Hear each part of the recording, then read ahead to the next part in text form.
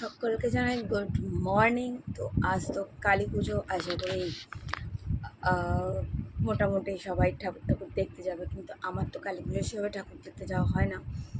আর আজ আমি উপোস, তোমরা জানো প্রত্যেকবারই কালী পুজোতে উপোস করি, তো এবারও করেছি। তোমার দাদা আমি দুজনেই উপোস।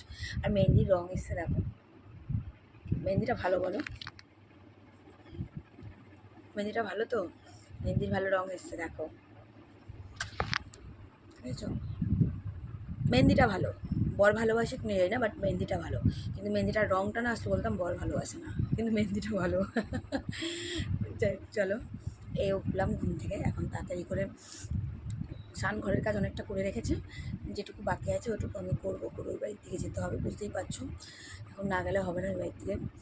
আর আজকে উপোস, আমার তো এখনই মনে হচ্ছে গলা থেকে আওয়াজ বেরোচ্ছে না, সারাদিন কী হবে কী জানি। যাই হোক, এই দিনটার অপেক্ষা খুব করে করি। দুর্গাপুজো চলে যাওয়ার পরে মনটা খারাপ হয়, ঠিক কথাই, কিন্তু তারপরেও একটা মনের মধ্যে একটা মারাত্মক আনন্দ থাকে যে কালী পুজো আসছে। কিন্তু যখন কালী পুজোটা চলে যায় না, বিশ্বাস করো এত কষ্ট হয় না, মানে ভীষণ কষ্ট হয় মনের মধ্যে। যেহেতু এই কালী পুজোটা না পুরো একটু একটু জিনিস আমরা হাতে করে পুরোটা অ্যারেঞ্জ করি, আর সেটা তোমরা প্রত্যেকবার দেখেছো। আর কোনো জিনিস একটু একটু করে তৈরি করে, তৈরি করার পরে সেটা সাকসেস হওয়ার পরে মানে সেই আনন্দটা অন্যরকম। আর যখন পুজোটা শেষ হয়ে যায় সেই কষ্টটাও ভীষণ বেশি। দুর্গাপুজোর ইমোশনটা জাস্ট এইটুকুনি, ঠাকুর দেখতে যাবো, ঘুরবো। কিন্তু কালী পুজোর পুরো সম্পূর্ণ মানে দশকর্মা, ভোগ বাজার, প্যান্ডেল, লাইট, ডেকোরেটার্স, মানে এ টু জেড এভরিথিং, সব কিছু, মানে এই জগডুমুড়ের পাতা, বেল পাতা, গঙ্গা মাটি, মানে এ টু জেড পুরো নিজেরা হাতে করে করি তো। আর খুব ইমোশান জড়িয়ে থাকে এই কালী পুজোটার সাথে আমাদের।